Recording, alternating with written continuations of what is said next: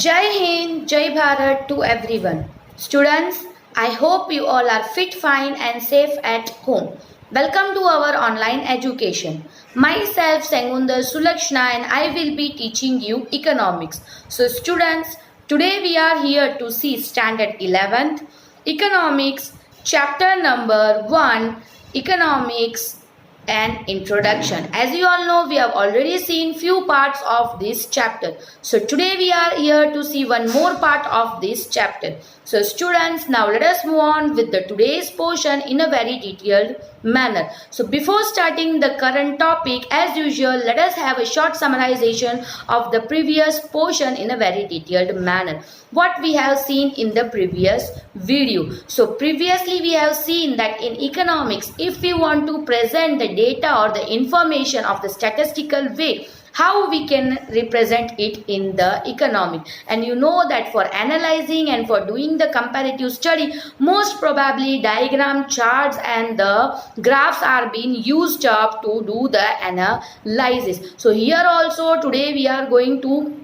see the revision in a very detailed manner. So last time we have seen about the bar diagram and the grouped bar diagram or cluster bar diagram. So if on a particular year one data is given with the independent and the variable portion, last time we have seen the rainfall and the agriculture example. If a rainfall is been seen for particularly different years and the production of the agriculture has to be analyzed, for that we can make up the single bar diagram. When one data is given for the analysis, then we can use the single bar diagram. So even we have seen in the single bar diagram, you have to make the bar for each and every year and there must be proper gap between the two bar, and the length decides the length of one bar is being done with the data of the information. If it is 23.8, then we have to mark it on 23.8 and we have to make one bar. Then we have to shade it. Even on the graph we have to mention the y-axis, x-axis scale differences that we have taken and what shading we are giving for what, that we have to mention in the single bar. Why we have to mention? Because that habit can help you in the grouped bar diagram also. So in this manner we have seen that what mistake we should not do in making the bar diagram and what mistake we have to rectify if we have done in the bar diagram. That all portion we have seen in the previous video. After that we have seen the grouped and cluster bar diagram. We have seen the literacy rates example. When a literacy rate is to be analyzed for particular year, then how it can be seen up there in the data table. We have seen literacy rate for reading. We must know what is the woman literacy rate, what is the man literacy rate and what is the total. It means this three detail is of one only. When one topic has 1, 2, 3 subcategories or more than 3 or less than 1. So if it is more than 1, if it is 1, we can make the bar diagram. But if it is more than 1, then we have to make the grouped or cluster bar diagram. In that also we have seen 1 scale we have to take up for 1971, 1981, 1991. In this manner we have to allocate the year which is independent on the x-axis and the dependent on the y-axis. After that we have to properly arrange the scale. Then we have to start making the bar. Again the rules are same, but here on particularly one bar there will be 3 bars. 1 year in 1971 3 bar will be made up, 1 for male, 1 for female and 1 for total. So first of all make male, then female and the total. In this manner in 1971 we have to make according to the bar, single bar diagram only. We have to take the value and we have to measure that value with the scale and then we have to draw the bar and we have to shade it. But here the difference is on the each and every bar we have to make different shade. For example, if you are making for male, the male bar must be having one common entity. We have seen we have used the plus sign. After that for female it was been blank. For every female bar it was blank. And for total they have slashed it. In this manner on the up of the graph we have to mention that we have shaded this for this portion. And on x-axis we have taken the years. On the y-axis we have given the literacy rates portion on 10 centimeter. In this manner we have to mention the whole detail of the graph and this is the perfect way to make the graph. If you didn't got any of the portion in a very well manner, rewatch the bar video in a detailed manner, because on 12th standard it is going to come in a very depth manner. So have a notice in a very detailed way. So today we are going to see up the pie diagram. So let us move on with the today's portion from the textbook in the further video in a very detailed way. So students, today we are going to start up with the pie diagram. So I am going to read it out, listen it out carefully, then we will discuss about it in a very detailed manner. A pie chart is a curricular statistical graph which is divided into sectors to illustrate the numerical proportion of data. The numerical data is proportionately converted into degrees in a circle, and sectors are performed considering those degrees. For example, the share of different sector in India's national income can be shown in pie chart. So pie chart की अगर हम बात करते हैं तो ये circular यानी circle में स्टैटिस्टिकल ग्राफ को रिप्रेजेंट करता है. ये सर्कल में डिवाइड करता है पर्टिकुलर सेक्शन को, फिर इलस्ट्रेट करता है कि न्यूमेरिकल प्रोपोर्शन में उसे कैसे दिखाया जा सकता है. इवन न्यूमेरिकल डेटा को सबसे पहले डिग्री में कन्वर्ट किया जाता है सर्कल के हिसाब से. सर्कल 360 डिग्री का होता है तो 360 डिग्री पे उसको कन्वर्ट किया जाता है. फिर उस जो कन्वर्टेड डेटा होता है उसको हम जो है उस पाई डायग्राम में रिप्रेजेंट करते हैं. नीचे जो है हमें नेशनल इनकम का टेबल दिया गया है. Sector agriculture, industry, service, share उनका परसेंटेज में कितना देखा गया है. एग्रीकल्चर ने 13.9% दिया है, इंडस्ट्री ने 26.2 दिया है, सर्विस ने 59.9 दिया है. इस तरीके का जो डिटेल है ये यहाँ पे हमें दिया गया है. अब ये जो डेटा है ये 100% में दिया गया. हमेशा याद रखना 13.9, 26.2 एंड 59.9 इसको टोटल करोगे तो 100% आएगा. 100% का जो डिटेल होता है उसे ही हम पाई डायग्राम में हमेशा रिप्रेजेंट कर सकते हैं. ठीक है, तो इस तरीके से हमें ये डिटेल में देखा गया. सो अब इसको कैसे टर्न अप करना है और कैसे इसको एक्सप्लेन करना है वो हमने लास्ट टाइम जैसे बार डायग्राम देखा वैसे नोटबुक के अंदर डिटेल में देखेंगे. सो क्या पैराग्राफ लास्ट दिया गया, let us see that in a very detail manner. Thus numerical information can be explained in simple manner with the help of graph. तो इस तरीके से जो भी न्यूमेरिकल इंफॉर्मेशन हमें मिला है वो हम सिंपल मैनर में ग्राफ के अंदर एक्सप्लेन कर सकते हैं. ये यहाँ बताया गया. तो कैसे पाई डायग्राम बनाया जाता है या पाई चार्ट बनाया जाता है, उसको कैसे डेटा को टर्न आउट किया जाता है और कैसे उसको हमें फिर रिप्रेजेंट करना है. Late us move on further and C that in the further video. Students, now let us see the pi diagram. तो यहाँ पे जैसे मैंने बोला, मैंने डेटा लिख दिया है सेक्टर एग्रीकल्चर, इंडस्ट्री और services. Shares of national income, NI मतलब नेशनल इनकम, एग्रीकल्चर ने 13.9 दिया, इंडस्ट्री ने 26.2 दिया और सर्विस ने 59.9 दिया. जब इसका टोटल किया जाता है तो 100% आ जाता है.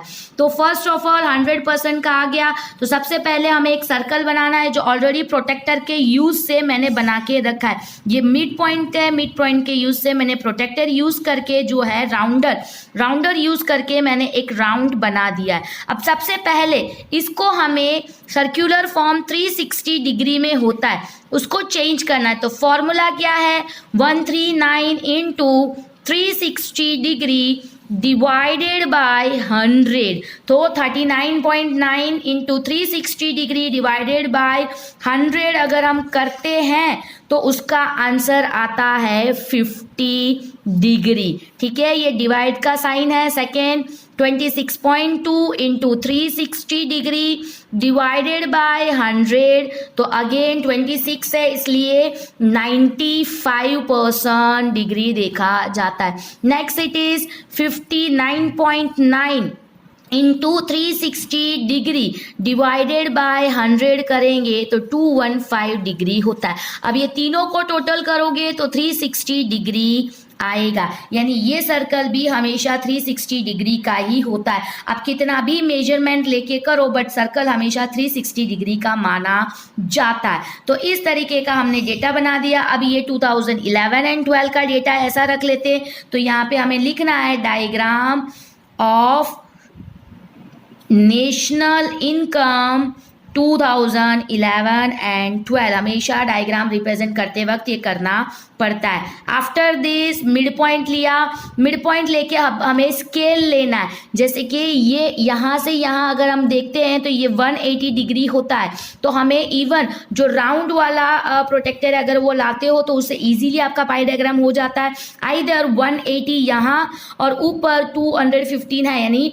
180 और 215 अगर हम देखते हैं उसमें से 215 माइनस करेंगे तो ऊपर का जो अप्रॉक्सीमेट यहाँ तक आएगा, तो हमने यहाँ इसको स्लैब बना दिया। ठीक है, इस तरीके का ये जो पोर्शन है, ये पोर्शन इस तरीके से आपको कट कर देना है और यहाँ लिख देना है ये जो कटिंग है ये किसका है, तो ये सर्विस का है, जैसे हमने पाई डायग्राम में बनाया। So I am going to cut it out, see it. फिर इसमें क्या मिस्टेक नहीं करना है वो मैं बताती हूँ। नेक्स्ट है 50, फिर है 95। तो 50 का इतना और ये 95 ये आपको यूज़ करके करना है। ठीक है, तो 50 को मैंने सर्कल कर दिया। ठीक है, इस तरीके से कोई भी आप डिज़ाइन कर दो, शेडिंग कर दो, मैं आपको एक्सप्लेन कर रही हूँ इसलिए इस तरीके से किया। तो मैंने यहाँ पे इस सर्कल्स कर दिया है। ठीक है, तो यहाँ पे फुल ऑन सर्कल कर दिया। सर्कल मैंने 50 में किया है, तो सर्कल मेरा एग्रीकल्चर है। ठीक है, एग्रीकल्चर मैंने दिखा दिया। अब नेक्स्ट मैं क्रॉस कर देती हूँ। तो जैसे ही मैंने क्रॉस किया, ये जो क्रॉस किया अब क्या बाकी रहा था, अगेन मुझे यहाँ स्लैब करके क्रॉस करके दिखा देना है कि ये इंडस्ट्री है। तो इस तरीके से मैंने 360 डिग्री पे ये जो डायग्राम बना दिया। हमेशा याद रखना सेक्टर को टोटल करके देखना है 100 आ रहा है कि नहीं। जैसे 100 आएगा ये फॉर्मूला लगाना है, जो भी डेटा दिया होगा उस डेटा के साथ 360 को मल्टीप्लाई करना है, डिवाइड बाय 100 करना है। ये पाई डायग्राम का जो है फॉर्मूला माना जाता है। ये फॉर्मूला 12th स्टैंडर्ड पे आपको यूज़ करके डायग्राम बनाना पड़ता है, इसीलिए अभी से आपको मैं डिटेल में ये सारी चीज़ें समझा रही हूँ, बहुत अच्छी तरीके से इसको समझो। आफ्टर दिस आपको शेडिंग करना है, शेडिंग को यहाँ मेंशन करना है। अब सेम वही रूल, कभी पाई डायग्राम के बाहर नहीं आना चाहिए शेडिंग, वरना गलत होता है। मेजरमेंट प्रॉपर होना चाहिए, ये मिस्टेक नहीं होना चाहिए, प्रॉपर मेजरमेंट होना चाहिए।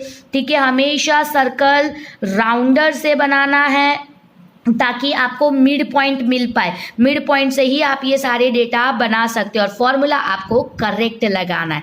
ठीक है, तो ये सारी चीज़ों को पाई डायग्राम बनाते वक्त आपको ध्यान में रखना है। So I hope you all have understood this. Let us move on with the further portion of the chapter from the text book.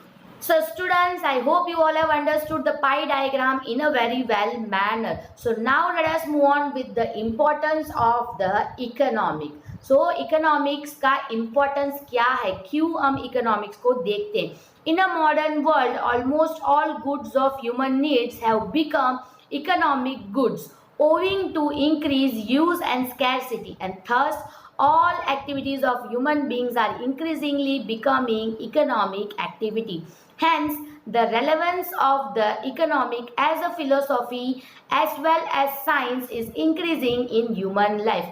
Economic is important to understand behavior of human being, society and state while managing everyday activity, and scientific reasons, theories and principle guiding professional decision making. So economic का importance क्यों है? Modern world की अगर हम बात करते हैं, आज की मॉडर्न वर्ल्ड में ऑलमोस्ट सारे जो गुड्स है वो ह्यूमन की नीड होता है, यानी इकोनॉमिक गुड्स दिन बर दिन इंक्रीजिंग, इसका यूज़ ज़्यादा होता जा रहा है। ऐसा कोई चीज़ नहीं है जो हम यूज़ नहीं करते और जो हमें चाहिए ना हो। इस वजह से स्कैरसिटी भी देखा जाता है, कमी भी देखा जाता है। सारे ह्यूमन एक्टिविटी इसी तरीके से किया जाता है कि वो इकोनॉमिक एक्टिविटी करे, पैसे कमाए और अपनी बहुत सारे नीड्स को फुलफिल करे। इसीलिए इकोनॉमिक एक ऐसा साइकोलॉजी या फिलोसॉफी है जो कहीं ना कहीं साइंस और ह्यूमन लाइफ दोनों में जो इंक्रीज इकोनॉमिक्स का देखा जाता है उसके बारे में पढ़ता है। इसीलिए हमें कहीं ना कहीं इकोनॉमिक्स के बारे में समझना बहुत ही इम्पॉर्टेंट माना जाता है। एक इंसान का बिहेवियर कैसे चेंज होता है पैसे के साथ और पैसे के लिए, उस चीज़ के बारे में कहीं ना कहीं हमें इकोनॉमिक समझाता है। सोसाइटी, स्टेट, नॉट ओनली एक पर्टिकुलर इंडिविजुअल बट एक सोसाइटी, एक स्टेट कैसे मनी के लिए अपनी इकोनॉमिक डेवलपमेंट के लिए चेंज होता है और कैसे मैनेज करता है डे टू डे एक्टिविटी को, रोज कैसे अपना खर्चा निकालना उसको कैसे मैनेज करता है और उसके पीछे क्या साइंटिफिक थियरीज और प्रिंसिपल हमें गाइड करता है हमारे डिसीजन मेकिंग को प्रोफेशनल करने के लिए। ये सारी चीज़ें कहीं ना कहीं हमें इकोनॉमिक समझ में आए तो ही हम कर सकते हैं। इसीलिए हमारे लिए इकोनॉमिक को समझना बहुत ही इम्पॉर्टेंट माना जाता है। So first one is understanding everyday behaviour. It is useful in understanding everyday behavior of human being, society and state while managing routine tasks. Economic helps in understanding everyday behavior in the following way. हमारे लिए बहुत useful है अगर हम रोज का जो behaviour होता है ह्यूमन बीइंग का, सोसाइटी का या स्टेट का, ये अच्छी तरीके से समझ पाए ताकि हमारा जो रूटीन है वो भी हम मैनेज कर पाए, हमारा रूटीन का टास्क भी हम मैनेज कर पाए। उसके साथ साथ इकोनॉमिक हमें जो है एवरीडे बिहेवियर को समझने में हेल्प आउट करता है। What is the everyday behavior? रोज क्या बिहेवियर होता है? Let us see that in a very detailed manner. First one is understanding international event. Some international events affects lives of people in several countries like USA, Russia, China, etc. People try to understand the impact of rise in price of crude oil in international market on their own cost of living. People also try to understand why some countries are more developed than others are less developed. Thus, in the modern time, with increasing information available to public owing to continuous improving technology, the scope of economic in every life is expanding. तो international event के बारे में समझना, you know that रोज ही हम क्या करते हैं, international news के बारे में देखते हैं। लोग जो भी सेवरल कंट्रीज में रहते हैं जैसे यूएसए, रशिया, चाइना, इंडिया, हम जहाँ पे भी रहते हो हम दूसरे कंट्री के बारे में, उसकी इवेंट के बारे में जानने की कोशिश करते हैं। क्यों? क्योंकि अगर क्रूड ऑयल का भाव बढ़ा इंटरनेशनल मार्केट में तो उसका असर कहीं ना कहीं हमारे लाइफ में इंडिया के अंदर भी हो सकता है। इसीलिए लोग क्या करते हैं, अपनी कंट्री क्यों डेवलप्ड नहीं है, दूसरी कंट्री क्यों डेवलप्ड है, उसके पीछे रीज़न क्या है, ये सारी चीज़ें समझने की भी कोशिश करते। मॉडर्न टाइम में इंफॉर्मेशन बहुत ही इंक्रीज हो रहा है और पब्लिक तक इजीली अवेलेबल हो जाता है। कंटिन्यूअस टेक्नोलॉजी कैसे इम्प्रूव हो रहे हैं, अपने इकोनॉमिक को डे टू डे लाइफ में कैसे बढ़ाए, हमारा इकोनॉमिक कैसे बढ़ाए, इन द सेंस हमारी सैलरी को कैसे इंक्रीज करें, हमारी स्किल कैसे डेवलप करें। इस तरीके से इंसान जो है रोज़ ही इंटरनेशनल इवेंट के बारे में जानता है और उसे समझने की कोशिश करता है ताकि उसकी जो असर है इसकी लिविंग कॉस्ट पे ना दिखे, इसलिए ये अपडेटेड रहने की कोशिश करता है। Next it is understanding historical event. Knowledge of economic helps to understand historical event better. Economic helps to understand better the reason behind wars, the entry of East India Company in India for trade and the resilience British Raj, India's revolts against made in England during the British rule, labour movement etcetera. इसके अलावा हमें economic की knowledge में historical event को भी समझने में बहुत हेल्प मिलता है. जैसे कि हमने आगे देखा कि कैसे ब्रिटिश रूल के बाद हमारे क्या चेंजेस आए, किस तरीके से, इवन हमारे आगे के बहुत सारे चैप्टर्स में ये सारे इंक्लूड होंगे. मैक्सिमम ये एफर्ट लगाते हैं हम कि हमारा जो फ़ायदा हो वो ज़्यादा हो. इस तरीके से हम इकोनॉमिक को समझने की कोशिश करते हैं. क्यों वॉर क्यों हुआ था, वॉर का रीजन क्या था, ईस्ट इंडिया कंपनी इंडिया के अंदर क्यों आया था, ब्रिटिश राज का रिजल्ट क्या देखा गया था. ब्रिटिश राज का रिजल्ट ये है कि पॉवर्टी और अनएम्प्लॉयमेंट ज़्यादा बढ़ गया. इस तरीके से इंडिया ने कैसे रिवॉल्ट किया, जैसे उनके सामने लड़े, गुड्स कैसे इंग्लैंड में बनाए गए थे ब्रिटिश रूल में, वो यहाँ पे आए थे, लेबर मूवमेंट किस तरीके से देखे गए थे. ये सारी चीज़ें भी हमें इकोनॉमिक के हेल्प से जानने को मिलता है. तो यहाँ पे पॉइंट नंबर 10.1 यानी अंडरस्टैंडिंग एवरीडे बिहेवियर खत्म होता है. So now we are going to see economic importance. So it is only 3 point. So I am keeping this for the next portion.